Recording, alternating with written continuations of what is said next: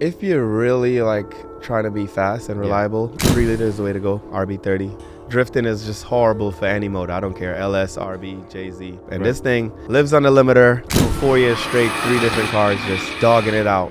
And then it finally broke the crankshaft. I honestly feel like I have the fastest R34 in the United States. Anything you rev really high, you shorten the life. Do you just want to make power?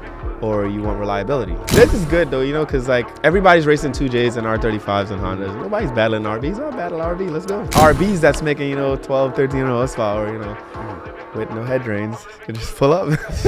Yeah.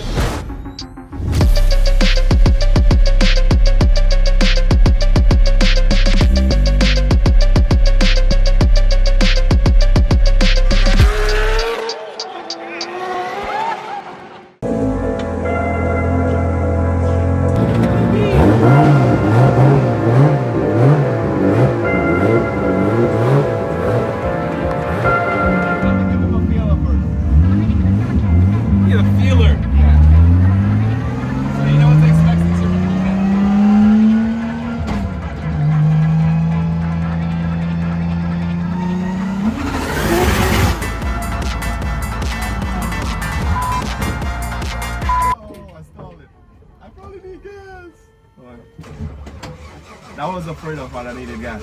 Yo, why am I in this car? Damn, did I really do that? How you need gas, bro? No, because we was at the comp and I didn't put. Welcome back to another episode of the Street Alpha Podcast. I am your host, Tukes, and we are in Florida once again. But we are out here at Monsta Performance with Lee and Haitian. Let's clap it up for Lee and Haitian. So for those of you guys who don't know who Lee is, he's known to have one of the fastest RBs in the country, or highest horsepower. Highest horsepower for sure. I haven't Highest seen another horsepower. one. So you guys have seen him on TRC, Yes. right? Drifting as well with Adam LZ. Yep. You've seen him on other YouTube channels as well, and he also builds 2Js. Yes. As well, right? A So lot of you're 2Js. like a JDM guy. Yeah, JDM guy. Inline 6. Inline Toyota and 6. Nissan. I didn't cut it there. Okay, so we have a lot of questions about this platform, specifically the RB26 and the RB25, and you have an RB30 in your car Yeah. with the It's stroker, Yep, 3.2. 3.2. Yeah. So and how much does it make? Right now it makes like 1150, but we had it all the way up to 1250. And we have more in there, but not in a dyno. Okay. So, you know, can't speak of numbers that we ain't put down. Okay. You know what I'm saying? Okay. So if you guys want to check out his build or any of his content, you have a YouTube channel as well, Yes. It's Lee Bird on YouTube. It's Lee Bird on IG, and it's Lee Bird on TikTok, Facebook, everywhere. Yeah. So you pretty much documented all of. Yeah, process I do a lot of vlogging with the drifting and some of the builds at the shop, and obviously the R34. Every time we break something or we go on racing, we do some vlogs with that. Well, first of all, why'd you choose Nissan? That would definitely be on my dad. When I was young, you know, he had Nissans pulling motors, but back then he was swapping a diesel into a Nissan for, you know, diesel was cheap, so he was doing that. And this is back in Trinidad when I was younger. So just growing up watching him just working on Nissan is what kind of got me into it. And after coming here to the US, because I'm from Trinidad, born and raised till I was 12, then came to New York. Started getting into the car scene as far as like the video games, you know, and same thing, just Nissan on the video games, Gran Turismo, Skylines, 240s, 300ZX, Supras. But, you know, it was mostly Nissan. And as soon as I got my license, the first thing I bought was a Nissan 240 SX. 240. Is that like a cultural thing? We get And 2Js too, like. Yeah, but it's mostly we get all the stuff like you guys don't get here in America. Right. So we end up with all the weird Nissans and the weird Toyotas and stuff. So it's which is a legal good over thing. there, technically, Yeah, right? it's normal cars over there. Is Normal what it cars. is. It's not fancy JDM imports like here in the US. It's literally just like taxis and Yeah. regular stuff. Canada is the same thing, right? Yeah, They kind of get Canada get quite a bit, but they don't get more of like the stuff you never heard of. Okay. You know, like a Primera. People don't know what that is. You know, that's I don't literally even know what that is. That's like a G20 or a Nissan Sentra 200 SX. Like, Oh, yeah, like okay. A Sentra in Trinidad is totally different from a Sentra in the US. So does it make more power? Is it like a big deal? It's like a Sentra in Trinidad is a 200 SX here. But we have a bunch of different ones. It goes B13, B14, B15 chassis codes, SR20 cars. Which in the US, you guys didn't get that. You got, you know, non-turbo, nothing, you know. I don't know why I'm asking about Canada, but they always get the cars, the red cars there too. But is it legal? Like, there's no 25-year rule. Only no, it's no 25-year rule. Actually, there it's backwards. In the islands, it's harder to get an older car. They want you to get the new cars. So, pretty much like you guys had to wait 25 years to get the cars. We got to get it then and there when it's out. If it's too old, they don't want you to import it anymore. That's crazy. Yeah. How do you guys know each other? I kind of want to include him in the conversation too. Oh, like, well, yeah, he's sitting there staring at me like. He bought a car. Okay. From us over here. But at Monsta, when it was just Monsta shop. And then, you know, we did drifting. He started getting into drifting.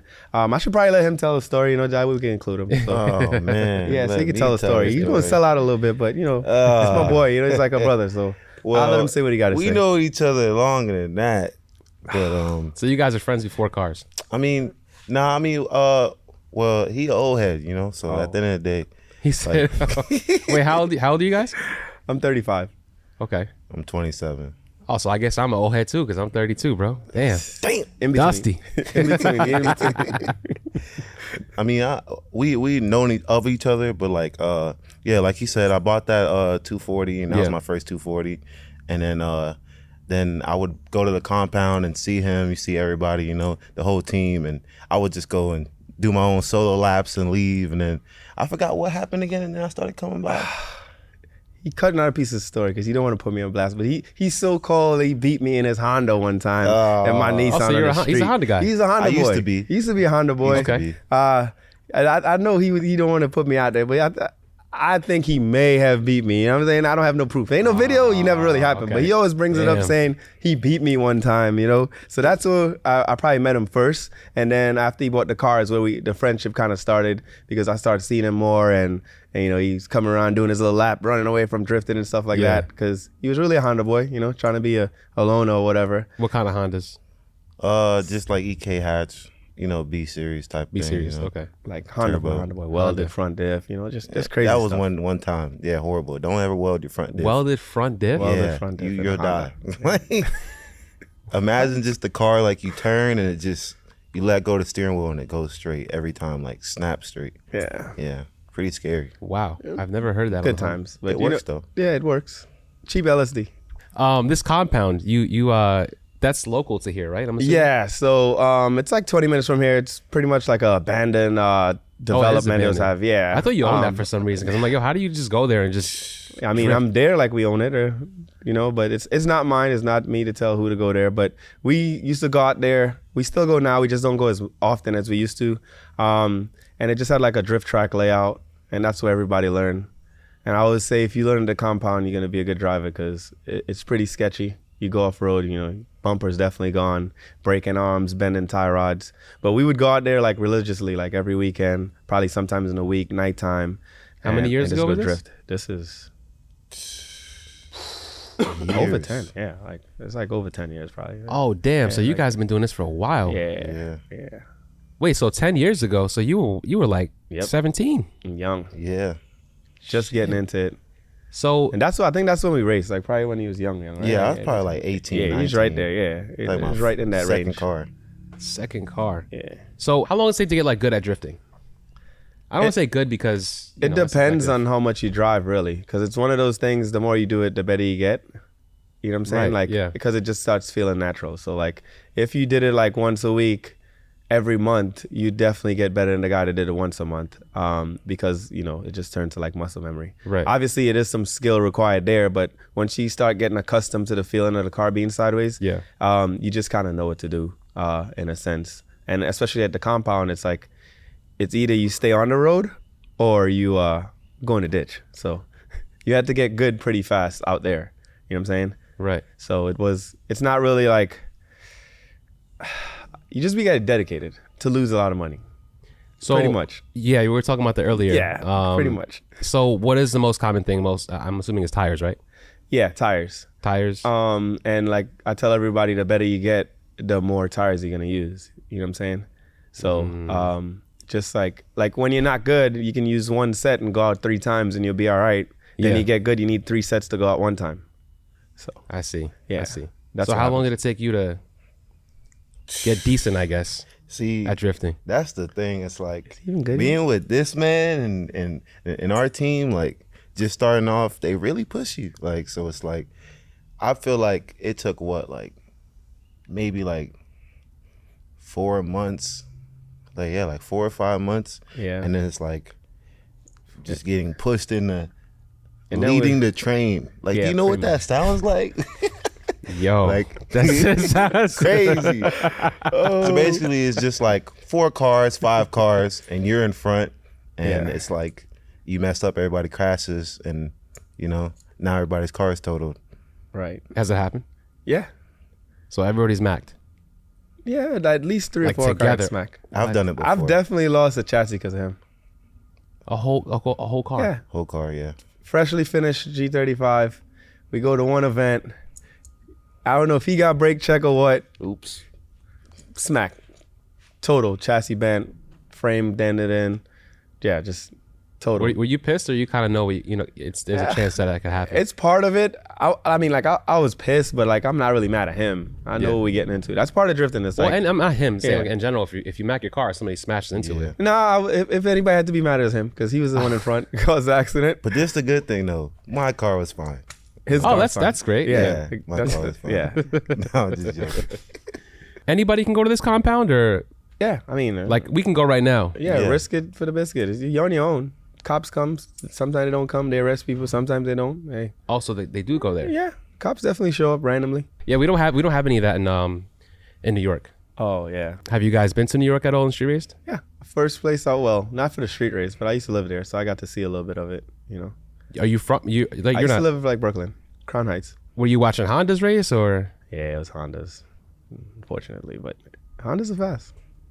I'm gonna just say that because there's some fast Hondas out there. It's probably a race out there, me losing to a Honda somewhere, but I don't have it, so So you did lose to a Honda though. You told me the other day. Which Honda? I don't know. You told me.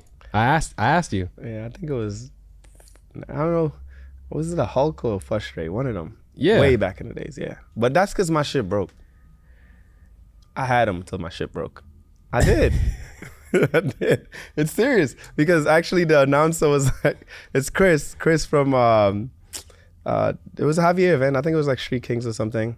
And he's like, "Too soon, young boy." I threw the hazards on and all, boy. Like half track, I was gapping him. My shit broke and Honda went, whoa. That was a reality check. Yeah, don't sleep on Hondas, bro. Yeah, I know Hondas are fast, Yeah. but it's still a Honda. At the end of the day, to me, it's still a Honda. Aren't you a Honda guy? Not no more. I don't know. But you came. That's what you came. I That's what wouldn't you. even touch another Honda. I bought one. Listen, I bought like a whole swap, everything, and then it was just like, sold it off. A Honda boy To a here good friend. somewhere. I thought you. Okay, so you're not really a Honda guy then. Nah, yeah, like Or not no more. I mean, Gotcha. started. Nah, that doesn't count. You started Doesn't out. count. You started out as a Because Honda. I'm like, how you just let him fucking talk about Hondas like that? I'm like Well, because ain't no Honda drifting, so it doesn't matter, right? Okay, I so mean, all right, I yeah, gotcha. like that's not really our main thing. We do mostly drifting. Like we like drag racing and stuff, but mostly we do is drifting. So ain't really no Hondas drifting. It's 1 or 2 of them out there, but it's not like a Honda scene in the drift world, How did you get your entry into working on like 2Js and RBs? So once I came to Florida here, figured out, car is the thing. That's really what I wanted to do. I had to figure out how to pay for my own stuff, and fix my own stuff. So I started like working on friends' cars, my mom's driveway, the regular stuff, breaking stuff, fixing them wrong, doing it over, getting it right. And then once I realized like I started to get good, I was like, damn, I can make money doing this. So I started charging. Obviously in Florida here, the neighbors complain. I had to get a spot. Had a little spot with a firefighter guy used to keep his a Pontiac Firebird. The fancy one. Yeah. Mike and Ike. What is it? The one with the little thing in the front? Yeah. He had one of those that he stored there. So I used to rent half of the bay from him, and I started doing SR20 swaps on 240s and KA swaps, and that's how I paid for my hobby. And from there, it just kind of grew and keep going and going and going till we're here now. So how did you learn the basics though of The how basics- motor works? You gotta really want it and then watch a lot of videos and realize a lot of stuff on the internet is wrong, because you try a lot of stuff you learn on the internet and realize it doesn't work. And then you kind of just learn. You got to learn on your own. there's no school out there to really say, hey, this is how you turbo a car exactly, and this is gonna happen. Like nobody gonna tell you, hey, put a turbo in your car. It's gonna blow up if you don't tune it properly, you know. And they're like, oh yeah, just back the timing off a little bit, put a turbo on there, you know. You change the injector. But back then, obviously, we didn't have all the Haltecs and stuff like that. It's like a Pexi SAFC. So you put that on there and you turn the distributor back and time, and it works 3-4 times. Fourth time it blows up. Like nobody really tells you that, like on the internet. But probably now today you probably could find that information. But back then it was just trial and error. But you have to have money to kind of do that, no? No. To kind of risk like trying to figure things out. You gotta just not care. Like you gotta do what you want to do. Like yeah, you need money, but like it's what you use your money for. Is we gonna eat good, or we gonna keep fixing this race car, right? So it's that choice you got to make. Is like, am I working to fix my car and break it again, or am I just gonna work to have a regular car to drive to work every day? So to me, it's like how much you like it is what really makes like how far you go with it. You know what I'm saying? You gotta like really want it to do it. Like I joined the army like literally to get money to build my car, that type of deal. Sign-in bonus, baby, 20 grand, let's go. Yeah, it's funny. That's your story is similar to Fernando at All-Star. He was telling me the same thing. He was in the army. Yeah. And he was using that money to kind of support his passion for cars. I think that with him, he learned through like magazines, looking at magazines and seeing people's builds. I had quite a bit of YouTube back then still. So like Motive DVD, that type of stuff. Okay. It had all of those, you know, which you get a clip here, a clip there. Yeah. It definitely had, you know, a few people saying how to do a motor swap. Nico Club, the forums, a lot of reading. Like I said, like the forums had a lot on it back then. Right. They were still gatekeeping, but pictures, you can tell from pictures what they did. Right. And then 1 or 2 guys would share like wire and pin outs. Because, I mean, to do a swap, it's the same car, but the wires are just a little bit different, you know? And if you understand what a car needs to run, or for an ECU to power on, you could make a swap run in anything. Your gauges might not work, but you can get the engine to run in any car. So explain to me what it needs to run. So pretty much, all right, if you get, back in the days before we had all these fancy computers with all these immobilizers and all that, like an SR20, to get an SR20 to run in a car, you literally bolt it into 240 and it's like 8 wires. It's literally power, right? Yeah. Which is like, you need switch 12 volts. It's going to have a constant 12 volts. It's going to have ground for the ECU and injector power, I think it was, on the connecting engine bay, and the car will fire up. Now, your gauging stuff wouldn't work. You got a little bit more wiring to do like that. You need RPM, speed signal, you know, all that little stuff for the gauges to work. But if you needed to just run, you can literally start an SR20 on the floor if you had a bucket with a fuel pump and power and ground. You can get it to run. Yeah. God, we used to do that to like just test an engine if you get like before a used engine. Yeah, just fire it up real quick, let it run for 2 seconds. Here, it's not rod knocking. You know it's good. Right. So it's simple, but nowadays, good luck. When it comes to the stuff nowadays, like for example, like a BMW, there's a bunch of like canvas stuff, right? Right. Yeah. Exactly. So how does that affect the ease of swapping something into another car? You gotta if you wanted to swap like one of these newer cars, which a lot of guys are doing, you lose a lot of the fancy stuff like BCM. Which is like a body control module. Like some of the cars, you can't use that anymore because the older computer doesn't have the right CAN code to talk to the newer stuff. So you put SR20 in FRS or something like that, you have to get an aftermarket ECU that has CAN code. You can't take a stock ECU and expect the dash to work, the power steering to work, the gauges to work. You know what I'm saying? Okay. It has to be on the same frequency. Oh, you know, CAN code is what they call it. Any ECUs or any standalones that you recommend for that? I'm a big Haltech guy. I mean, Haltech, they make life simple. You plug it in, it starts. You know, you ain't got to be stressing about a base map. They have base map for multiple engines, new and old. And they have a lot of CAN code to work with OEM stuff. So like in FRS, you put a Haltech 2500, you just select FRS and the whole dash works. Power steering works, traction control works with an RB in the car. I've done that before, right? So yeah. So, I mean, I'm pretty sure there are other computers out there that do it, but I mostly use Haltech, so I know my way around that pretty good, and I get it to work. Do you work on motors at all, or? Yeah, I work on my own stuff, but he does like all the hard stuff pretty much. He breaks it. Do you build his cars or? Yeah, I do all the. I like he helps me obviously, and you know he puts the motor in and all that stuff. I do like the welding, the wiring, the tuning, stuff like that. You know. Okay. Yeah. So you are hands on. Yeah, he just does the hard stuff. He has a 1,000 horsepower Supra, and he knows it's too much for his tranny, and yeah, he broke it. Trying to race me, I understand. You're trying to be faster than me. This is what we doing. It's his fault. It's a perfect example though, He's because like, yo, let's go race. It'll be fine. I got a sequential. It's not my fault. All-wheel Run what you brought. drive. Oh, I see. No, he said his car is gonna be faster because it's lighter. Proved him wrong. Spinning ain't winning. Neither is. Yeah. So how many cars do you have? You want me to bring the list out? I don't know. You guys both have a lot of cars. We had this conversation earlier. I think I'm at like 15. 15 cars. Yeah. Give the viewers and listeners some advice in order for them to be able to acquire even 4 cars, I guess. Hard work, guys. You just gotta work hard. That's the first thing you probably gotta do is work hard. You gotta really want it, and it'll happen. Because I mean, we didn't plan to have these many cars, right? We didn't really plan to have these many cars, but opportunity come up and you take your money and you buy it. Is this a business for you though? Yes. So you can sell them at any point and make money on them. Yeah. And a lot of them we don't pay the top dollar. We bring it to the top dollar. So we'll get something that's not all the way there, and then we'll make it all the way there. Because you guys aren't paying for labor. Exactly. So you guys are working on it yourself. Yes. To kind of alleviate that cost. Yeah, that makes it a lot easier. When you got to pay labor, I guess, yeah, when you say that, I could understand why you'd say 15 cars is a lot. But to us, it's like, Yeah, because you could fix them yourself. Yeah. But then that's still time. That takes away from your business, no? Because when you have customers come in, you have to obviously fix your own stuff. You got to So that's still money at the end of the day. Yeah, but so the next thing too with us having a lot of cars, it motivates you to keep going and work harder and, you know, do more so you could afford it. You know what I'm saying? So like I work a lot of hours on my cars and customers' cars. Mm-hmm.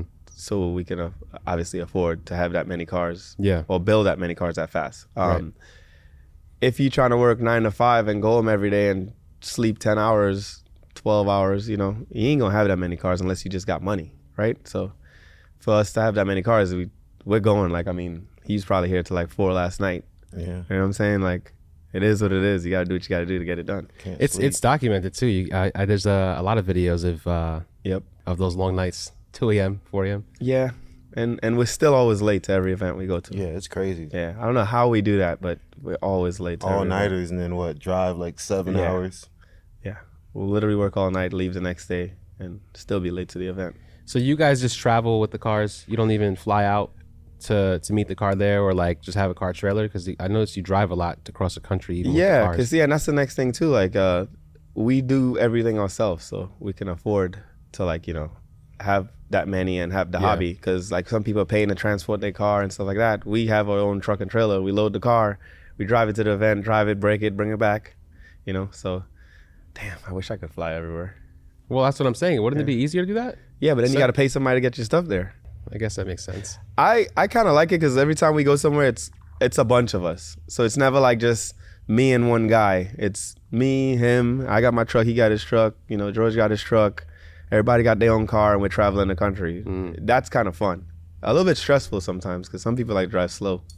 You know, but that's honestly. About me. If it's you, bro, I feel your pain. I'm nah, in the pack always. Oh, okay.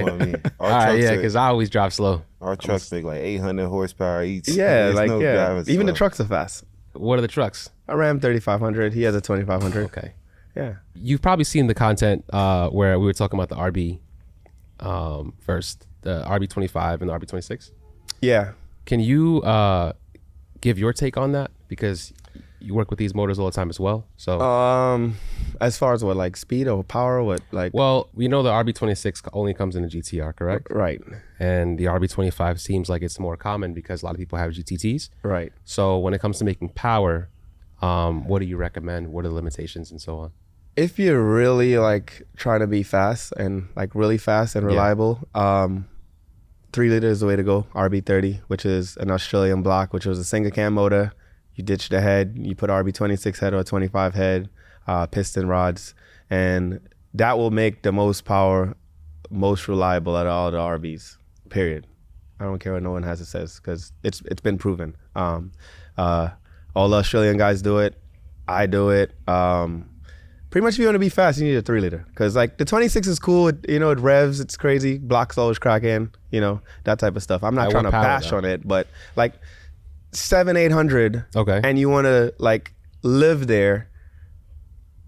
A 26 is not going to do it like a 30. Like a 30 will live 1,000, just abuse after abuse, pulls after pulls. Right. A 30 or 25, a 25 or 26 will probably make 800-900, but every time you do a bunch of pulls, you got to be like, damn, am I going to crack the block? Because I learned because I had a 750 horsepower RB26 and all-wheel drive 240, right? I used to street race that back in the days. Nobody knew. Cars fast, just sleeper. And like I was literally just driving home one day and I just did a pull. Car started misfiring. And it didn't show anything wrong, no oil pressure, nothing, injectors, nothing like that. It cracked the middle cylinder. Like it just split it. Just from obviously, all the times I've done pulls and stuff like that. Yeah. My RB30 now, that has never happened to me. Recently my drift car motor finally broke. And when I say finally, it's because it lives a horrible life. Like drifting is just horrible for any motor. I don't care. LS, RB, JZ. It's just a horrible life. And this thing lives on the limiter, just overheating all the time for 4 years straight, 3 different cars, just dogging it out. And then it finally broke the crankshaft. And people are like, oh yeah, I've never seen that before. But I took it apart and everything's perfectly fine. Like the cylinders are fine, the pistons are fine, the rods are fine, the bearings are fine. It's just, the 30 can definitely take some abuse. So I feel like if you're building an RB and you want reliable and a lot of power, I just feel like 30 is the way. More displacement. There's no replacement, right? Right. That's what they say. So you have a stroker in your car, right? Yeah, I have 3.2 stroker. Does that make any difference in terms of reliability? Yeah. There's never any reliability when it comes to making that kind of power, but... Well, yeah, when you make the motor bigger, it's just easier to make power. It's just like, like having an LS, it's a 6-liter. Like 500 horsepower is nothing for a 6-liter because it's dispersed over so many cylinders and so many liters. Right. Whereas like obviously like a Honda, 1,000 horsepower, you're stressing a Honda. Like a Honda is stressing. You know what I'm saying? Yeah. So that's what I mean. Like, because it's the 1.8, 2.0, 2.4. So definitely more displacement helps. Do you lose like revving higher with the stroker? That's a pretty common. Not really. Anything you rev really high, you shorten the life. So it actually, Jay from Real Street told me, he always asked me, so do you just want to make power or you want reliability? And then he's like, then you choose how much you want to rev it, because you can rev it to 10K, it'll do it, but it won't do it for as long as it'll do it if you're revving it to 8,000. You know what I'm saying? So it's like you got to pick and choose. Yeah, I could be singing 10,000 RPM and sounding good, but you got to be ready to rebuild that motor soon because you're wearing the parts out a lot faster. Right. So is that mostly in the head though? No, that's literally, I would think it's mostly like on bearings and stuff, honestly. Really? Like you build the head so it can rev more, right? But you got to think you're slinging around a rod. This is why they do like aluminum rods and stuff. The weight of the rod is just going on the crankshaft. Eventually it's going to wear the bearing faster, especially like 10,000 RPM. That's crazy. When you're thinking about like RPMs, you're like, for my head, it's always been like the head. And as long as the head's built, because in the Hondas, that's really what it was. Right. In order for you to rev out that high. Because they normally rev high anyways. Yeah, and that's why the Hondas could do it though, because they have a little rod. Everything's lighter, it's shorter, so it's less rotated mass, just like a rotary. Look at a rotary, you could just rev the thing to the moon, you know, and it would be okay. So it's all about throwing that weight around and being balanced. Like you're not going to be sitting here and revving a 7-liter V8 to 10 grand, right? It definitely ain't gonna live long. It might just fall apart. Just that little bit of information kind of makes you think differently about how power works. And that's like, okay, so I tune a lot of cars and everybody comes, hey, I want this amount of power. And I'm like, well, same thing. Like, you want it to last or you just want a power number? How much times are you going to drive it with that much power? Right. You know, like, let's be realistically, you can't use 800 horsepower in a 2-wheel drive car every day. Unless you got a death wish, or you drive around a drag radial and it still sucks because you got to warm them up. So that's why I kind of put in their head, and then they be like, yeah, you're right, turn it down. And then that's why you give them settings. You have the one you could just beat on it all day, and then you have the one where you pull up next to that Honda and you might give you some, so you got to turn it up. You know what I'm saying? The 2J and the RB, those are both iconic platforms, right? But when you're driving them, what's the difference between the two? Especially when you're revving the motor, or we're trying to pull off. Like, do you feel like you have to give it more gas with the 2J as opposed to RB? Do you feel like it's more responsive? What a lot of people overlook is the same thing I was saying, displacement, like, right? A lot of the guys is not saying, oh yeah, a 1J, everybody's like a 2J, because a 2J is the man in the Toyota world because it's a 3-liter already. Yeah. More displacement, iron block, inline 6, it's strong. It's definitely stronger than 25 and a 26. So there's that. RB's like number one thing we got is sound, which a lot of people don't care for, but you hear an RB, you know the difference. Right. A Jay-Z is just flatline. Like, it's just, it sounds good, but it's just not an RB. Like, RB sings to you. 2Js don't. What about when you're driving one though? Like the driving experience between the two. So I have 2J and I have two 2Js. It's definitely not a bad driving experience coming from an RB guy. Like, it takes a lot of abuse also. Like, people probably like, damn, he's an RB guy. But no, like, I get to drive both. So, I can't really say, I'm a Nissan guy to heart, so I'm always going to choose Nissan. But a 2J is definitely like a solid motor. Like, you can take some abuse. It's designed well. They don't have oiling problems like RBs, that type of stuff. So 2J is a solid motors to ride around in. With the RB30 though, isn't it kind of similar? Because now you have right, exactly. It's a 3-liter also. So now you can really have that matchup of a 3-liter. You get the same type of feel there. And minus the oiling issue though. Right, yeah, minus the oiling issue. So to combat the oiling issue, do you guys add more oil by making a bigger or adding a bigger pan? Or how do you guys? All right, so I'm not going to fully give away my secret, because I want you guys to come to me. But we definitely use head drains, right? We definitely use head drains. I've been using head drains. Actually, what I will say is you use head drains once you go past like 500 horsepower, right? Because the problem with RBs and the oiling problem, a lot of people complain about the pump breaking and stuff like that. But it's really just the pump's so good, it pumps all the oil out of the pan, leaves it in the head. The drain holes are too small, so the oil can't make it back to the pan fast enough, and that's why you wipe out bearings and stuff like that. Now, there have been quite a few people breaking oil pumps with too much limiter and stuff like that.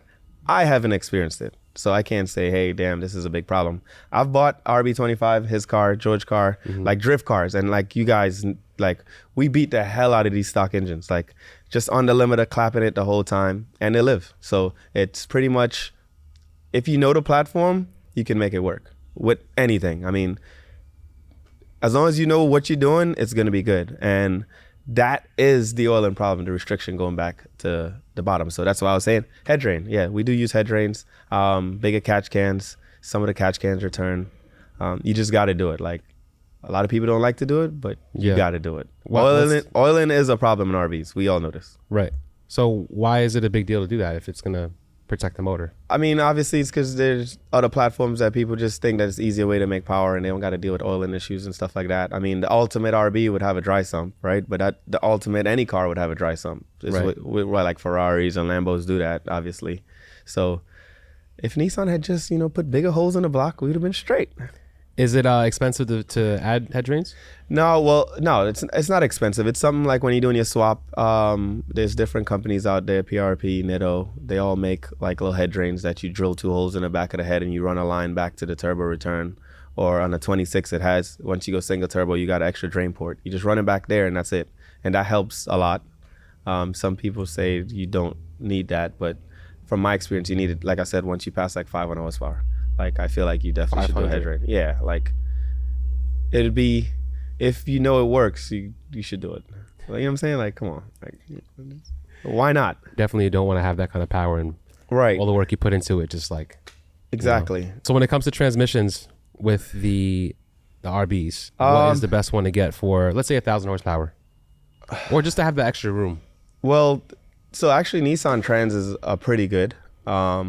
Unless you get like an RB20 Trans, which is like, they say the small box and the big box. The small box is RB20 box, big box is RB25 box, which is the same thing as the 300ZX, just differentiation and output shafts a little bit shorter and stuff like that. But as far as like RB25 big Trans, RB26 GTR, 33, all of that is pretty much the same base Trans as far as the internals are the same. And they all more than capable of holding 1,000. It's just once you start drag racing and beating on third is where it starts stripping. It literally, the case flex and it strips third gear. Because actually my R34 was on 1,000 stock 5-speed trans, and I could launch it 6,000-7,000 RPM, and it's fine. But then my problem was when I got to third and I'd shift hard, I was stripping the gear. So that car been through like 7 or 8 trans, stock trans. Like obviously back when it was 7 cheap. or 8? Yeah, just, you know, I would literally just break and just be like, oh, I have another one, put it in. Because it was cheap. If people just throwing away. Nobody wanted it. How much are the stock transmissions? Back then, I was paying like $300-$400. Now it's like $12-$15 for a used one with no bell housing, no transfer case. Obviously, because of the 25-year rule. Yeah, so I had enough of them where it didn't even matter. Like, I'm actually mad I threw away so many. so many transfer cases. Didn't even care, and now everybody needs them and nobody has them. So, damn. Yeah, that's pretty impressive though. But what sucks is that, like you said, you had the R35. Yeah, that transmission is not the same as something like an RB transmission. I'm assuming, right? Especially when it comes to launching it or making power. Right. And they're expensive. Have you driven the R34? Yeah, I've driven R34s before. What? So between the R34 and the R35 driving experience, what's your I'd rather drive a 35. It's like more like a new car feel, you know. Who's the old head now? You don't like the you know, the JDM kind of raw feel to a car? I do. I want to get a 34. I just gotta find the right one, you know. I gotta like time travel or something to get the right price. GTR or shit, I'll get a GTT. GTT and then convert it or whatever I really got to do. Whatever is the right price, man, because they're tripping right now. Yeah, it's pretty wild. So this is actually a GTT, right? Whoa, don't be exposing me now. Well, yeah, all right. You know, people always get upset about that. I don't even know why it matters. The internet just love my car, you know, because it has a GTR badge, and that just pisses off all the people that don't have a GTR, which is pretty funny. All right, so I've had this car before the 25-year rule, right? Yeah. You know, however it got here, I bought it here. It was a GTT. This is my dream car, so I was like, you know, stoked to be 25 and have an R34. But the goal was a GTR, so everything I did was towards getting it to be like a GTR. So like the first thing I did was make it all-wheel drive and put like fiberglass wide fenders, make it all-wheel drive, and I actually did 30 at the same time, and that was like the best thing ever because it looked like a GTR or whatever. What do you need to convert it though? Yeah, so if you're gonna convert a GTT to GTR, you need front subframe. You need somebody that know what they're doing, right? Like me, right? So just hit me up. Y'all need to get the all-wheel drive conversion now. You're gonna need some money these days because everything's expensive. So front subframe, I used the stock rear subframe, but I did use like R32 rear diff, GTR rear diff, R32 front diff, because this car is 5-speed. If I had 6-speed, I could have used all the 34 stuff. Okay. But all that stuff is more expensive. Good thing with Nissan, they like to make everything pretty similar. Yeah. So like the 32 GTR diff just bolted in there. I did have to change the hubs to put the big axles. I had to modify the tunnel so the transfer case could fit in there, and I had to get an all-wheel drive controller. And I think I had to get the Tesla pump. That's the pump that controls the center diff for the all-wheel drive system. And I mean, that's pretty much like the main stuff. You don't have to cut towers or anything like that. The cars are so similar that it's almost a bolt-in swap. Like it's that close. It's kind of like how, you know, Hondas have the bolt-in all-wheel drive swap now. It's that close. Like somebody figured it out. But Nissan already figured it out when they made this. It was like, yeah, you can make it all-wheel drive. Right. The right way to probably do it, well, I wouldn't say right way. The easiest way to probably do it is buy a GTT. Damn, what is it called? They make a four-wheel drive GTT. So it comes RB25, four-wheel drive, frame's already notched, already all-wheel drive, front subframe, rear subframe. All you got to do is just swap drivetrain, put RB26 in it, you know, put a bigger rear diff and big axles, and then you pretty much have a GTR. Besides not having a VIN, right? So can you spot a GTT that's a GTR or a GTT that's converted to a GTR? Yeah, there's a few ways you can do it. If the hood's pop, you can tell. Obviously, the VIN plate's there to tell you it's a 25 car, or the fuse box are different. Obviously, the body, it's a little bit narrower, so you can tell if, you know, they modify it. But most people can't even tell if my car is converted. Like, it's been done so good. So Yeah, that's a few ways you can tell. Obviously, like the rear bumper is different. If they did a whole fiberglass front end, you can tell. Like all the lights are the same. Yeah, the headlights are the same. So like, if you have a base model, it doesn't have HIDs. But if you got a turbo GTT, like most of them came with the Xeon headlights. So it's the exact same headlights. It's I mean the frame rail, you can tell. You know? Right. But other than that, and obviously if you see a front axle, you know it's a GTR. It could be converted, but usually that's the way I look about telling if it's the real one or not. Interior giveaway, big giveaway. But half of the world don't even know what a GTR interior look like. That's true, because most of the people, because most of the people see my car and they're like, oh yeah, nice GTR, man. Like, you know, I ain't gonna lie, I don't take it away from them. I'm not gonna be, hey, chill, don't call it a GTR, because my goal was to have a GTR. You know what I'm saying? So I'll let them say what they got to say. But if they ask, hey, do you convert it? I don't care. I'll tell them, hey, it's converted. They're like, damn, I can't tell. I was like, yeah, but it's converted. It was a GTT. It does everything just like a GTR though. Yeah. So it's my GTR. But don't you think you could have just spent the money just to buy a GTR with all the shit you spent? Hell no. Like you see, that's the thing right there. See, like, if I had you money, see what I'm saying? If I had money to spend at that time, back then a GTR is probably $60,000-$70,000 for like a nice one. But what is it now for a nice one? Like 180, 150 maybe, you know? So how much you pay for this one? Before, like bone stock? Probably 30-ish, somewhere there. I would have just fucking took out a loan or something. Who's going to give me a loan, 60. Bro? Like, what are you talking about? The extra 30K? Yeah, you think they're going to... It's not that easy to get a loan. I mean, you don't normally think like that when you buy stuff like that. But back then, the next problem is like, who has a GTR in the States already? 7 years ago, you wasn't seeing GTR posted everywhere for sale. Like, good luck. So there was only that one time when they brought a couple in, right? Right, and those were expensive.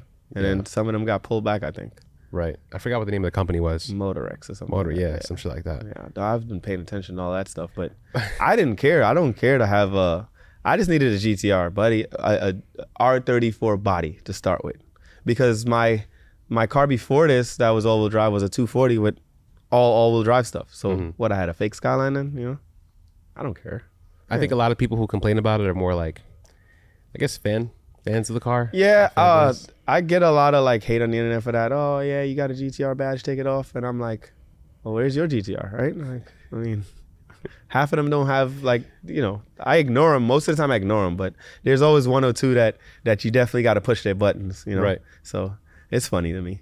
I don't care. So this is your fastest car, right? Yeah, this is, definitely my fastest car. You have a 2J as well? Yeah, I got Supra. And I got a Toyota Chaser. The Supra is obviously your second fastest car, I'm assuming? Damn. No, 35, right? I don't know. I think my Supra is faster than my 35. Yeah. Sheesh. Explain to me what that's like. Like, you have 15 cars and you want to just go out and drive one of them today. It's a lot of insurance money. That's the kicker. Insurance. I didn't even think about insurance. You gotta get a dealer license. It's a lot of insurance money. If you all these cars are insured at once? You're right. Yeah. So like, as long as they're running, you can always just put a car in storage. It's still insured, but it's on storage. So you can park something and just put in, you know. I didn't think about the insurance. Yeah. So that's the thing with having that many cars. It's like, you gotta have insurance to drive them, because then you don't want to go out there and something happen to it. But me, I drive, you know, I probably try to switch between one or two in a week. Like, are any of these drift builds? Yeah, I have full drift car. They're just one, but what about the other cars? Like, no, of those are my Hot Boy 240 is a full drift car. He has a Hot Boy 240 too. Yeah, 14. It's drift cars. The problem is, like, with drifters is like they want to drift everything. So I literally drift everything. The truck gets drifted, the car gets drifted.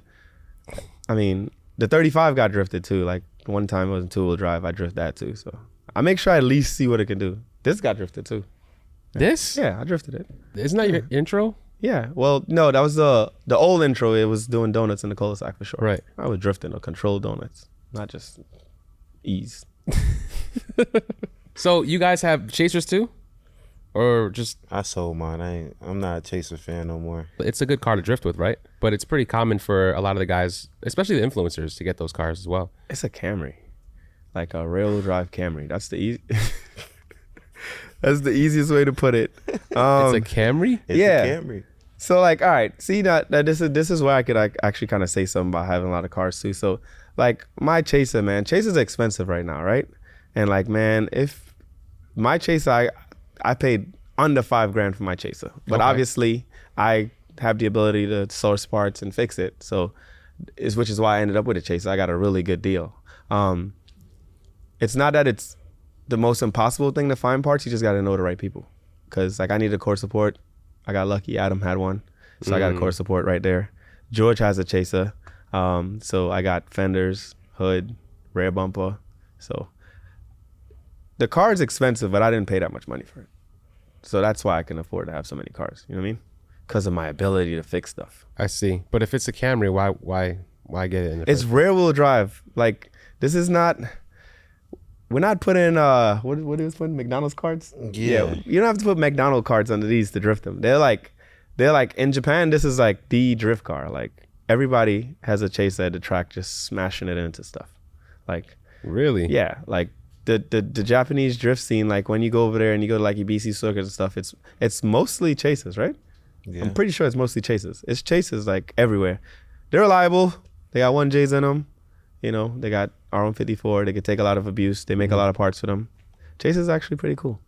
I didn't want one before. You know, I know some people are gonna be like, "Man, I used to sell out, but now I got one." So yeah, I can't really sell out. Is there anything else that's like special about that car though, aside from the fact that it's a 1J and rear wheel drive?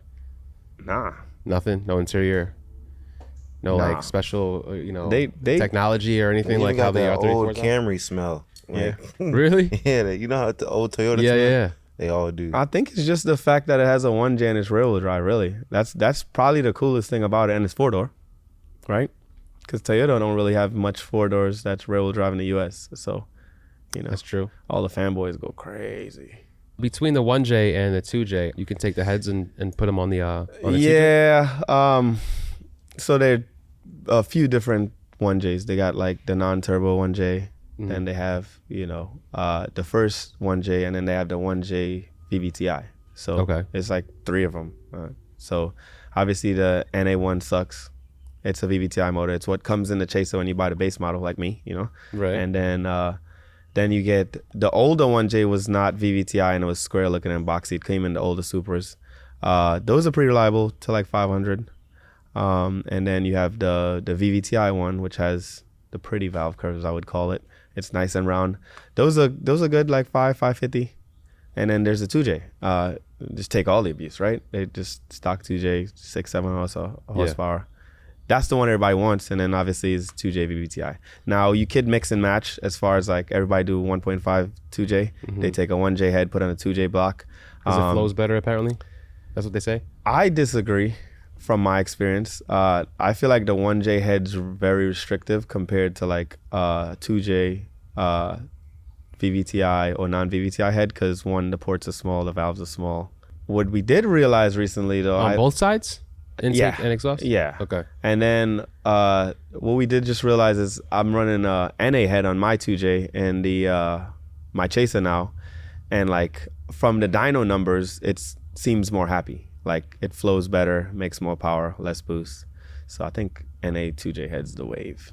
Yeah, NA 2J. Exactly. Right. Which I've been seeing a lot on the internet too. I experienced it myself now because I did it on one of my cars. And I'm like, oh, okay. And the 1J stuff is harder to get parts for anyways. Cause it is? Yeah, 2J is here in the US. So that's the common thing. Just like 2J and RB. RB's not here, so it's harder to get parts. So the 1J stuff is not as popular as the 2J. Like you can just call someone up and get all the 2J parts you need. You get 1J stuff. Actually, he went through that. Yeah. His 1J head broke and we needed parts, and it's like it's hard and expensive. Nobody have like a regular option. They only got the ball option. You know what I'm saying? So it's like you got to put $4,000 into a head. You're like, no, that's not. 2J you could put $2,000, put some springs and valves and back on the road. 1J you can't do that. You have had a recent event earlier. Like last week, right? I think it was last weekend. Yeah. At T-Pain. Yeah, T-Pain had his first drift event. So you're pretty tied in with Adam LZ and a lot of these guys too, like Hurt as well. I mean, it's pretty much because of drifting. Did you invite yourself to the event as like a regular? They're local events you just go to, and then obviously you run into people and people want stuff done or they need a part or something, and you meet someone, and the friendship kind of grows from there. Actually, we were the first people to take Adam LZ to the compound down here. Really? Yeah, he came down and he hanged out at the shop, and then he actually went one time, and then kind of got hooked and wanted to go again. He paved some of the holes out there, and we went again. So before he had his way before he had his. So compound. You've known him for a long time. I think we know Adam for like 5-6 years. Damn. Yeah, quite a bit. Yeah, way before he had the LZ compound. Have you guys been there? Yeah. To the compound? I did some drifting there. Is it similar to what you guys go to, or no? It's concrete paved parking lot pretty much with some trees and a little pond, you know. So is it a better experience for drifting over there, or? I don't think anything tops the compound, man. Yeah. Like the freedom and recklessness at the compound it's untouchable. Yeah, it's just untouchable. Like these guys are like that's like crazy. The adrenaline rush. And you can just do whatever. Like it's a good time. No, don't Google it. Don't come, guys. Don't come. No, you have videos all over the internet. Right. So like you know, everybody's like, oh, somebody. I'm not gonna post the location, but I mean, I can't say, hey, don't come here. You know what I'm saying? Right. I don't want to ruin something we have good that we've been going for so long. Yeah. So, but it's a good time out there. So, do you ever plan on doing any like professional like FD stuff? Actually, now that you bring it up, your boy's a pro spec driver this year. What does that mean? So obviously you got to go through Pro-Am. You do grassroots drifting, you get good, and everybody feels like, you know, I want to be a pro. So my bug kind of bit me, and I did Pro-Am here in Florida. U.S. Drift Circuit came third, so that gives me my pro spec license. So now I can go into Formula Drift. Pro spec is right under pro, so I'll be doing my first rookie year in pro spec this year. Who was first and second? I don't know. Was it anybody that we know? Any? That one jet, right? Oh yeah, the 13-year-old kid. He didn't beat me. He got his license the same time as me. He looked 13. He was 14. It was 15. Jay the Drifter. 13-year-old one. Yeah. Well, we got our license the same time. He's not 13. Yeah, so it's like he looked 13. The top 3 people. Well, when he did it, I think he was 14. He was? Yeah, he was like 14 when we think. No, Call him, hey man, how old are you? Yeah, so school. the top 3 that won that year got licensed. But I deferred for a year. He went straight in, so he did his first year right off the bat. I'm gonna do my first year this year. Yeah, I had to get myself right, you know. Now, when you go into like a pro drifting event, doesn't the money automatically like jump up in terms of like what you have to have in order to compete? If I think about the money, I wouldn't do it. Well, I'm talking about like to the point where you have to think about it. Well, that's the thing, right? Yeah, you have to think about it, but like if you start doing the numbers, you wouldn't want to do it because the amount of money you're about to waste. Right. You know what I'm saying? But hopefully, you know, I want the experience, and hopefully we can gain some sponsors and stuff to help us make it through the season. So you're gonna need sponsors for that? Yeah, for sure. Yeah. That's not something you can just wing unless you're rich, you know? So what are some of the biggest differences between where you're at now and like pro spec? Like that level, can you drift the same way, same car, same everything, or there's certain your car just have to be it has to be per their rule book. There's no you can't bypass certain things, like, you know, like fire extinguisher system. You have to have a proper like what do they call it, suppression system. Okay, so just the safety equipment is just kind of out of the roof compared to like going to a little drift event in Orlando. Right. We all got to run the same tires. The car just has to be built a certain way, and there's no like ain't no cutting corners. You know what I'm saying? Like they're not gonna let you get away with XYZ. Turbos don't matter. Turbos don't matter. You could use V8. You can have as much power as you want, but then we're all stuck on the same tires. So if you have too much power, you know, and you can't put it down to a little tire. Exactly. Right. So like I could go there at 1200 horsepower, but I'm still in the same 255 like everybody else. So either I'm blowing it off or my car's doing some magic trick and making it work. So I don't know if you guys out there, man, they're doing some magic trick with a lot of power. And I gotta figure it out. This is your car that you're so with right the now? BMW, I got E92 RB30 3.2. That's gonna be my pro spec car this year. I actually have 2. So this is just the backup just in case. And we're building a new one right now to make it in time. The first round is actually in May 9th and 11th in Atlanta. Okay. Road Atlanta. Not the same spot that T-Pain had his event, right? Across the street from it. Oh, really? Yeah. Across the street from Lanier. Yeah, like literally. What made you choose an E92 chassis to kind of drift It was free. Also, you got it for free. So I got the chassis for free. So I already did the 240 thing. I love 240s, you know, but I kind of wanted to get away from it and drive something else. And then the HQ guys gave me this chassis for free. And I was like, I saw like the Top Drifter driving one, and the Eurofighter, and I started getting in my head like, damn, I want that. Yeah. So once I saw that, I was like, all right, I'll build one of these. And after drifting it for the first time, it was in New Jersey at Adam LZ Invitational, right? Or was it World Tour? It's World Tour. It was called World Tour already. I got first place in second chance, top 16 the first night, and like the car drove good. Like the car got there. We never drove the car yet on the trailer. Some friends flew the axles up to me, and we competed, and the car did good. And after that, I mean, that was it. Yeah, I'm hooked. Was it a pain to swap the RB into this car? No, just because I've swapped so many different engines, I already know what I needed to do. Custom engine mounts, custom tranny bracket, bang here, bang there, wire it. It's a race car too, so I ain't got to worry about AC and the RPM gauge, and it's none of that. It's literally mount the engine to the car, make sure everything's aligned properly, weight distribution, and send it. Similar setup to what you have here? Yeah, actually that wasn't, this 3.2 thing wasn't planned.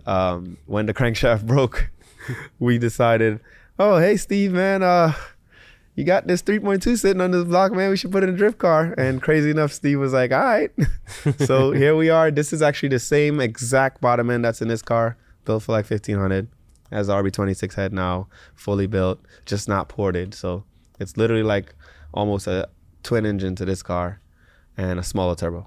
It's on a G40 1150, whereas this is on a 1450. You use Garrett mostly, right?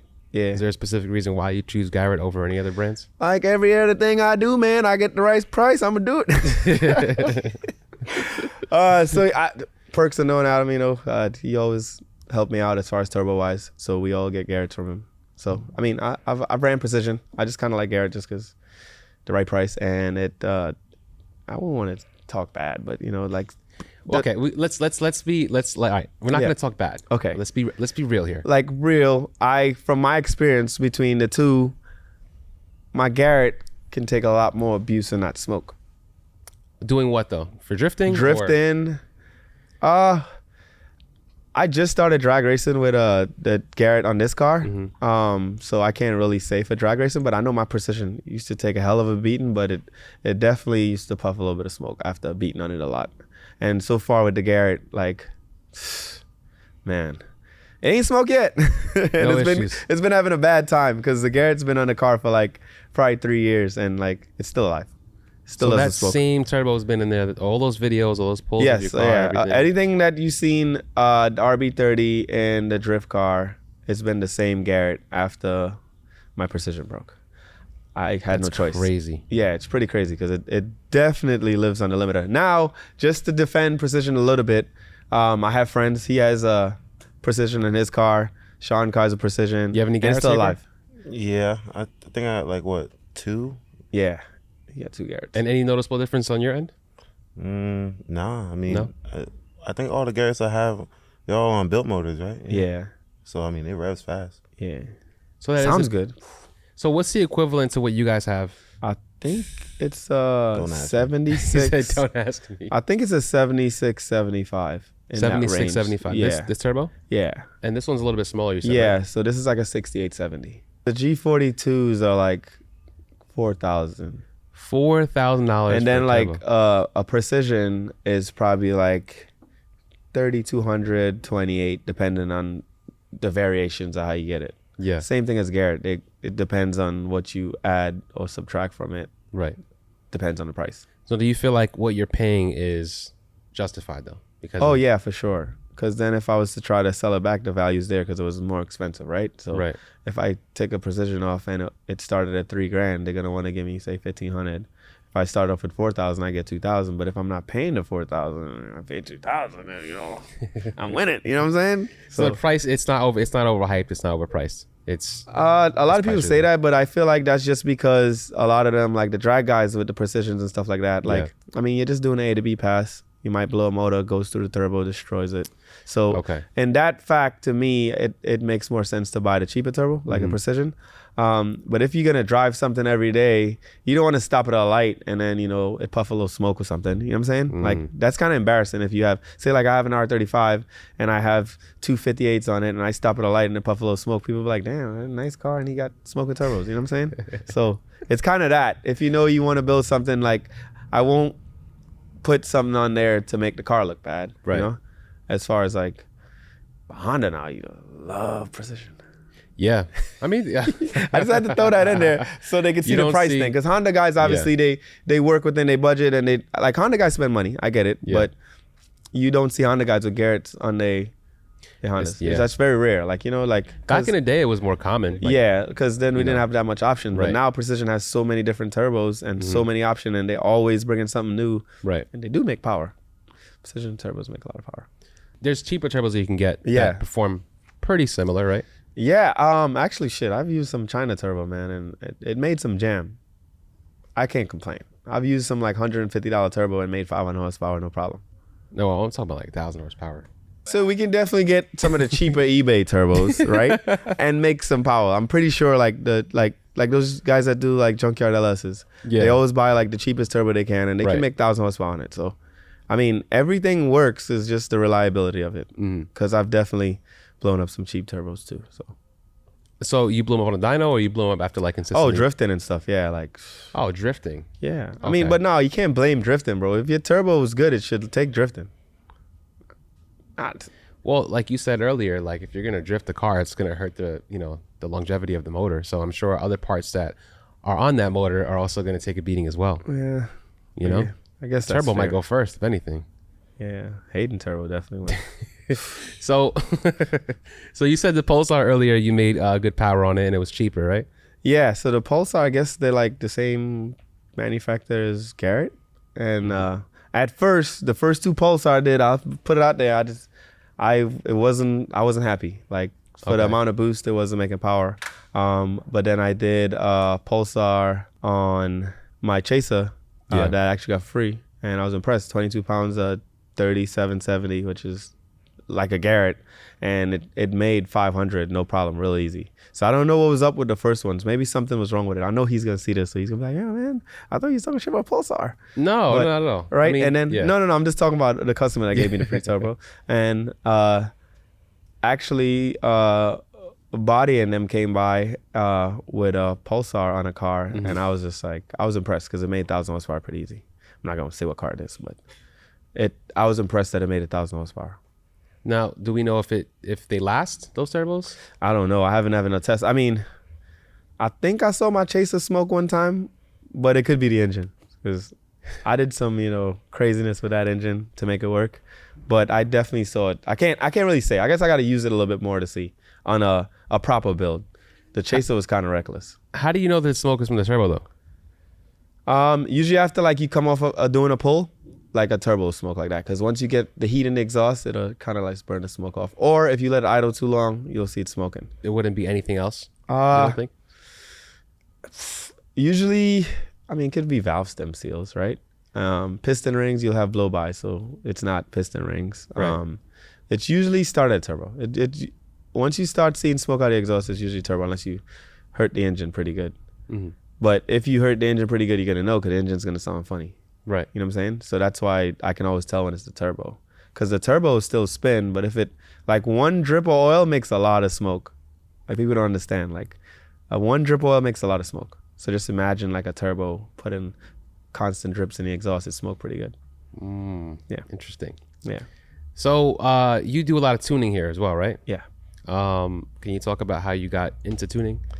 Is that more of like an experimental thing? Like you got it was definitely I started out like, man, back in the days, like tuners was just, they're hard to reach, they're expensive, they give you a quick tune and get rid of you, so I started playing with it myself, started getting into it.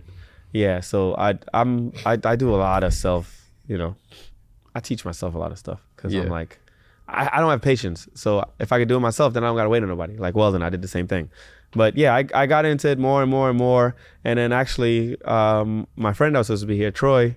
Where, Troy? Where you at? Yeah, man, he late as hell. Trilogy Performance over there in Tampa. He Mr. K.A. Yeah, Mr. K.A.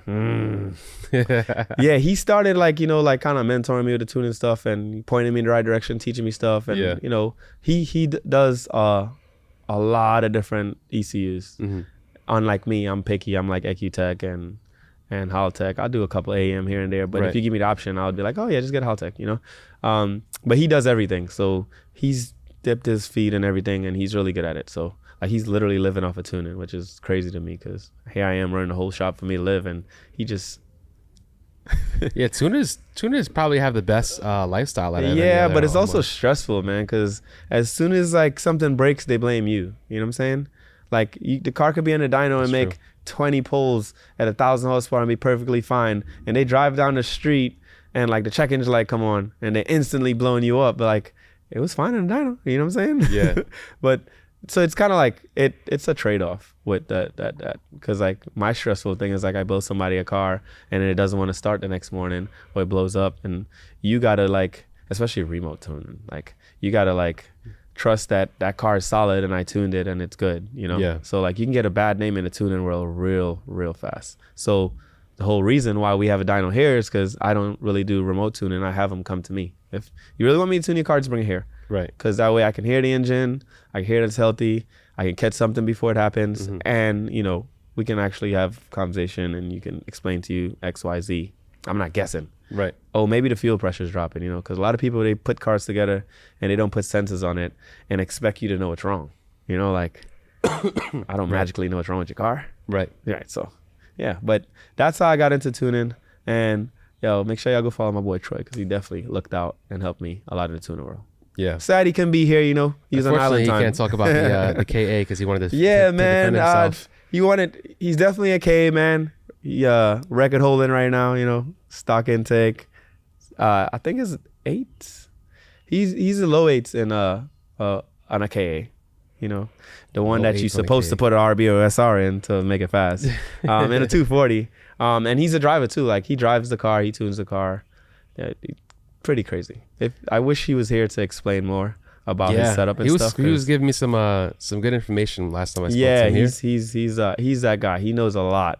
Yeah. Like it takes a lot to go fast with simple stuff. You just gotta really know what you're doing, and he's really good at that. You can tell from the specs of what someone have, how much power it can make reliably. Like you can have a pretty good guess of what it can make. So if you come to me and say, hey man, I want 1,000 horsepower, I got 800cc injectors, can you make it work? I'm gonna be like, no, like it's not gonna happen. Like you need bigger injectors, you need more pump. So go do that. So listen to your tuner, go get that done, and then come back and you can try to hit your 1,000 horsepower, you know? Right. But a lot of people just, the internet again, oh yeah, he did it on stock pump, you know, whatever. He made XYZ horsepower. Yeah, he made that probably like 2 or 3 pulls in a dyno, but it's not gonna live there. You know? Right. It's gonna break or break up on the street. Because tuning on a dyno and tuning on the street is definitely different. That's a big thing too. So that's a pretty like common thing. What's better, street tuning? The street tuning is actually better because you actually get the car moving its own weight, but it's dangerous and you're risky, right? And then you can't catch certain things, you know, like you out there doing pulls and it's leaking fuel, car catches a fire. You do a pull, you look under the hood on a dyno or someone's looking, you know, you got cameras, you can catch it. So I would say dial in the tune on the dyno and then do a few pulls on the street. You know what I'm saying? So get your base and get it working, get your number, and then always just go on the street and do a couple pulls and log it.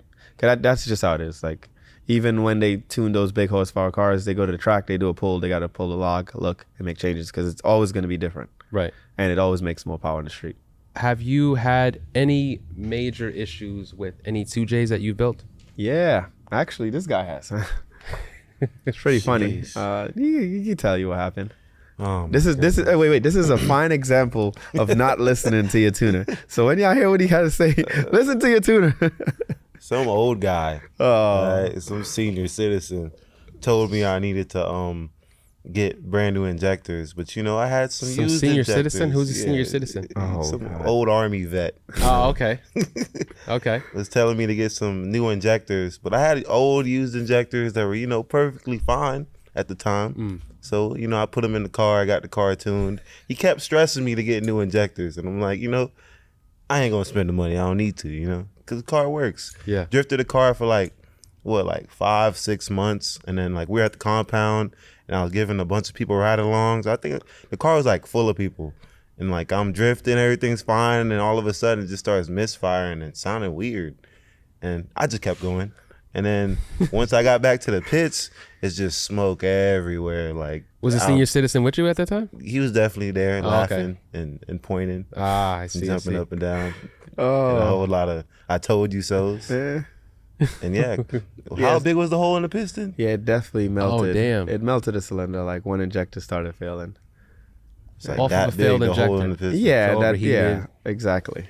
Well, yeah, it just ran lean, and when it goes lean, it gets hot. It melts stuff. Yeah, so he melted a hole in the piston. So that whole motor was. Yeah, I mean he could have used the next 5 pistons, but I think we got it fixed though. So he ended up using the rods and getting a new block, and then he bought pistons, and it's back together. And that's why the IS is down. But it has a fresh motor to go in it. We just haven't had time to put it back together yet. So why didn't you upgrade the injectors? Bro, I said I got 15 cars. Most of them were projects, you know. I think the problem with having so many cars is like you have a ratio, right? Of cars that run, cars that kind of run, and cars that don't run at all, you know? Okay. So it's like trying to get that ratio to be at the point where you have more running cars. It's hard, you know? Oh, I'm thinking all these cars are running. That's why I'm like, how do you got 15 cars? Like, I blow up a car, next car, hop in the other car, crash a car, next car. You know what I mean? And I start fixing them up, and it's like I tell myself this every year, and I tell him that I want all my cars to run this year, and then never happens. It never happens because of running cars is somehow breaks. Like the piston, boom. Yeah. Now the car's down. How long has it been down for? Couple months. Yeah. Well, 3-4 months. It's more of like we just haven't put it back together. The engine's ready. It's just sitting on a stand. So much. But he have other options to drive, so it's not really priority. You know? Yeah, pretty much. So yeah. So that was the only experience you've had where nobody has listened to what you have said to do? No, I mean it's a bunch of experience like that. But now, like since they can come to me with the dyno here, I could be like, all right, well I'm not gonna tune it unless you do X, Y, Z. I'm gonna make it run and get it working, but you need to upgrade this before you turn it up. Right. And they, most of them listen. Exactly. Like like they see they're not getting their number goal. I'm not gonna push it to try to make your number if the car can't do it because you're not gonna rule my name. You say you didn't make enough horsepower, then I get you saying I blew your shit up. You know what I'm saying? And that's just the honest truth. So, have you been through anything like that? Because I feel like a lot of people have been through some early on in their beginning stages. They say like, oh shit, like I'm not. If you're gonna do something, you got to come here. I don't think I've really been through it yet, just because I'm pretty good at like just turning it down. Right. Like, hey, like it's not gonna work. Like, right. I mean, I have people came to the dyno and had they tuning their car and it blew up. I'm just like, oh, okay, all right, cool, whatever. But I mean, I wouldn't say I had like a bad experience with a customer car break-in. Okay. And they're like blaming me. Right. Right. I don't think so. No, I don't think I have that at all. If anything I ever broke was probably mine. I break my cars a lot. But not as bad as him. He breaks car way more than me. But you breaking your car and pushing it kind of helps you with other people's cars too, right? Because the right, exactly. Things. Yeah, and I'm kind of thankful for that because I play with my cars a lot. I'm not like, oh, just make a run and not use it. Yeah. Like I beat the crap out of my cars too. So right, like when I break something, I'm like, oh, okay, yeah, I'm not doing that again. Yeah. So. Well, that's what I'm saying. I think it's good because if I were to bring my car to you, right, I would probably want to go to somebody who is beating the shit out of their car, right? Yeah. And they like, yo, you want to break shit, get figure it out on your own. And that's actually like a big thing with the RBs. Like a lot of people see that we drift RBs and we beat the hell out of them, and they survive. So I get a lot of work just off of drifting, just saying like, man, I want my RB to sound and take all that abuse like yours, right?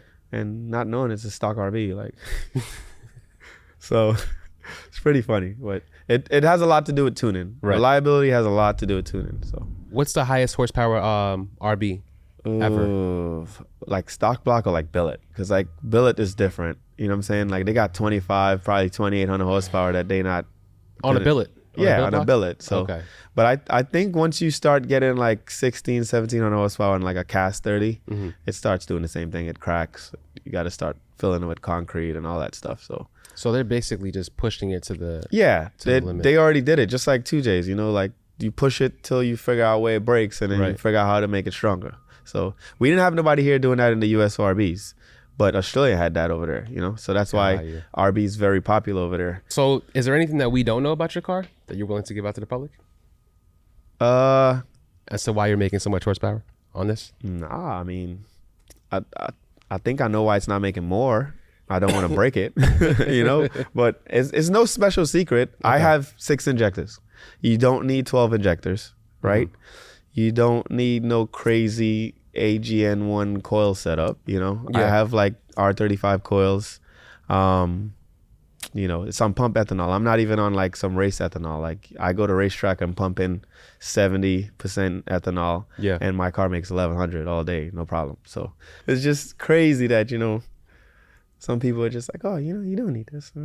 This is what I gotta say, right? This is what I would say about the Florida situation. Anybody who feel they got a fast R34 or, you know, I didn't know he was going or Skyline in Florida, they need to pull up. They can race me, see who has the fastest RB, right? Let's find out. I would like to see it. I'll be at that Texas stuff. I know. I bet you we see a lot of fast RBs there. GTR festival? Yeah, GTR festival. So all these RBs that's making, you know, 12, 1300 horsepower, you know, with no head drains, can just pull up. Hey, and we got money on it too. But yeah, what's up? I mean, this is good though, you know, because like everybody's racing 2Js and R35s and Hondas. Nobody's battling RBs. I'll battle RB. Let's go. Man, I'm just gonna go off of what he said, man. If y'all think y'all got a 34 that can beat this with no catch can, no head drain, we got the money and we ready to race y'all. To me, I honestly feel like I have the fastest R34 in the United States because nobody else has a time slip saying 9.6 at 162, right? And that was with a shitty launch. Like, you know, my car left bogging. And what was your 60 foot? It was like 1.7, right? Okay. So like, which is crazy, but but at the same time, it's like it's no videos out there. There's no shops out there with an R34 doing it. Even though mine's a fake GTR, right? So, but you know, what's up? Like, where y'all at?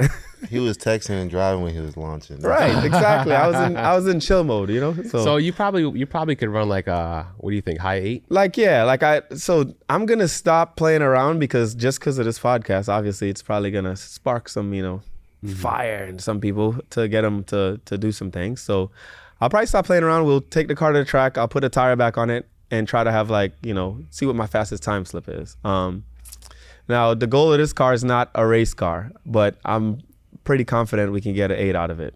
You know, like 8.8, 8.5 at the track. At the track, yeah. Okay. And once we do that and it gets all crazy, we have some new cars coming that's gonna be more race related. You know what I'm saying? Yeah. Now, the next thing too. Now, don't get no RBs and put in a 240 and put auto trans and go 7s and come at me. You know what I'm saying? Come at me with a 34 or 32 or something, and we can do something. You know what I'm saying? Yeah. Like, let's be fair. H pattern, it's sequential, whatever. Right. Don't put a freaking TH400. If I wanted to go fast, like as fast as I can, I'll just put an auto in my car and go fast. Australian guys are doing it, and they're flying, right? They're literally 6, 7s, like all day, every day, easily. But I'm talking about like a street car, like a legit street car. This car has AC, power steering, the whole 9. So, and everything works. Right. Even my stock seatbelts. Shit, you got Apple CarPlay and all. Apple CarPlay and all. A sub, you know. Yeah, so we do RBs. So let's do RBs, I guess. I don't know. I want to race. I want to race. I really want to race. Don't be scared, I want to call Tommy out. I want to call Tommy out so bad. Hey, Tommy, bro, you in the net, you in them K's, bro. You ain't gonna be talking about my dog K like that, Tommy. Yeah, I don't think Tommy cares. I don't really think he cares. Nah, Tommy don't care about racing, man. I actually know Tommy. Yeah. You know what I'm saying? He just like his old HKS turbo stuff. That's all. He like twin turbos and all the authentic stuff. I just feel like in this modern day and time, my customers want newer stuff. They don't want some older turbo kit that was designed 10 years ago. Right. You know, that's just not it. That's a look thing. That isn't real performance anymore. Like, you got to go with the times, you know? So that's what he does. Like, he does Skylines. Like, he does a lot of Skylines, but he like to keep it that Japanese style. I'm over here like Australian and performance. Yeah, like he's not into he's not into putting a big single and making a lot of power. He's into, you know, twins, and it's HKS this, HKS that. That's his favorite, right, Tommy? He's gonna comment. Tommy's definitely gonna comment on it. I'm dead. I think it's gonna get harder though as time goes on because these cars are getting more rare. That you're probably gonna have less competition as time goes on. To be honest. Nah, I mean, it's some guys out there, man. Honestly, it's gonna be more GTT turns into GTR. Don't worry. I'm pretty sure that's coming because the GTR market is it's too expensive. Like it doesn't make sense, especially if you're gonna race it. It doesn't make sense. You buy $150,000 car unless you got money, like R35 guys. Yeah. And then do that with it because those cars are just gonna keep going up. Right. I don't think it's gonna stop where it is now. It's just gonna get worse. Right. They're gonna turn to like $1 million cars. 100%. I gotta get one before. Yeah, it's because the whole world right now is fighting over all the GTRs in Japan, and Australia got most of them. Why don't people just go to Australia and buy one? Because they're already expensive there. They're just as expensive as the US. Yeah, if not more. They have a lot of them, but they gatekeeping them 34s. They're expensive over there. They're just as expensive, if not more. Yeah. Then obviously it's so far, you got to get it here. Right. So, transport and all. So. Okay. I'm pretty sure they're going to be a lot more GTTs turning to GTR soon. I can see it too because the price just makes sense. Yeah, it makes sense, especially if you're going to race it. Like, and what $50,000 roughly? Yeah, you can probably score GTT 45, 50. That's not bad. You can get like an NA one for like 35 maybe. And you spent how much money into your car? Does it count how much time I broke it or? No, it's just like one time. If I was to build this right now, exactly how it is, yeah. I'm probably at like 100 and something, probably 120, maybe more. Close to 200K if you were to buy a GT. Yes. Yeah, so you can either have this built. You can have this built making 1,200 horsepower, or you can have a stock one with a real VIN. Yeah, this started out as a $30,000 car, but it has everything to make it go fast. Right. Or you could just buy one and have it collected. But I'm pretty sure somebody buy one for 150, they're really not gonna want to do all this craziness with it. Yeah, no. Yeah, so they're gonna just unless be like, your budget's like it's an investment. Or some shit. Exactly. It's like, it's an investment. So me too. I feel like if I had a real GTR, I wouldn't be as reckless as I am with this thing. Right. Like I go to all the race events and then I don't care. I'll race it until you almost crash it. That one time I almost crashed it, kind of like makes you think like, What's next for you guys? I think he's gonna run Pro-Am. Since he's he's gonna run Pro-Am. Try to at least get a license. Whether he uses it or not, just do it just for the experience. Just that's how we are. Just taking it easy, day at a time, enjoying life. That's it. With 15 broken cars or 15 working cars. Either or. It's crazy. No other big events.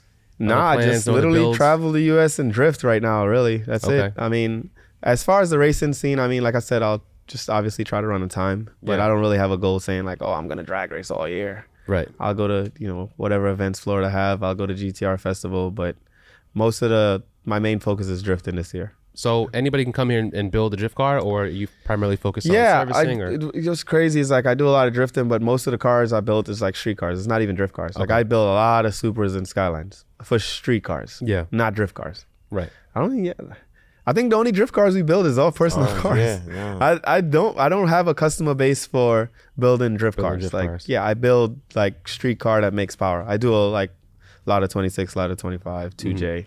I try to stay there. I try not to dip into too much of the other stuff. I think it's better that way because like drift guys, some of them, they try to not spend that much money. Right. So, but the people that want to drive around the street with 1,000 horsepower, they will spend a lot more money. So I try to do more of those. I hope that we can kind of work on something in the future. Right. Not really going to talk about that right now. Right. But hopefully we can come together and make something happen. Yeah, that's cool. We could definitely let me know. We could probably do something. And then maybe you should move to Florida or something. Hang out with the boys. Yeah, that'd be pretty cool. But I do appreciate you guys. Thank you for the hospitality. And we still got to have that KA conversation with Troy. I know. I wish he was definitely looking forward to that. Man, if Troy was here, it would have been a good one as far as the KA commentary is definitely good. So well, I mean, maybe we can run it back with him. Right. Well. Yeah, definitely. We should probably do that. Or maybe he'll just get his own dedicated episode. Right. For sure. Yeah. So tell the viewers where to find you guys. Instagram, social media, YouTube, whatever it is. Yeah. So you guys could find me at LeeBirdRB on IG, LeeBird on YouTube, and LeeBird on TikTok. You can also find the shop, MonstaPerformanceInc.com, and on Facebook, Monsta Performance Inc. IG, the same thing. Just type in Monsta and you'll find us. with an A. Shit. Instagram Jug Supreme. That's JUG then Supreme. And my YouTube is Haitian Drifts. Guys, make sure you go follow me on YouTube. Check out the channel, like, share, subscribe. We do a lot of cool stuff on there. This is nothing compared to what we really do, because I can say whatever on my channel. I see y'all then. You can say whatever here too. Nah, man. He was over here telling me I can't say certain stuff, man. I never said that. Maybe one thing. I've never been in the video where I ain't cuss. So but yeah, definitely go check out his content. Because he doesn't cuss. I say curse. He doesn't cuss on there. And like I said before, you guys can check out all his builds on his channel. Make sure you guys like, share, comment, and subscribe. Keep listening on all streaming platforms, and I will catch you guys on the next one. Peace. Huh? What are the chances? I need E85. I don't think we have non-premix, bro. This guy, man. I was giving you the feeler. Bro, the way that's car testing. Oh, nah, hold on. Nah, I don't know about this. Get me out of here. That sounds like, yeah, let me give him a feeler first so he can I feel like I'm in a tin can. Nah, this is actually very safe. You promise you won't hit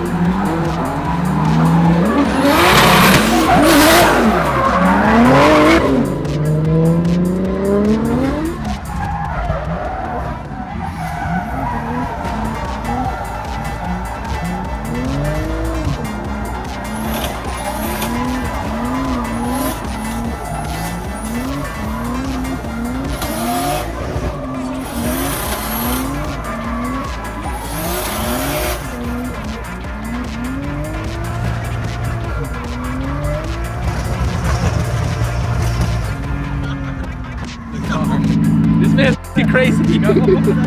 Yo, that other car scared the shit out of me though. Yeah. We ran out of gas, unfortunately. So yeah, I've never been in the drift car before ever.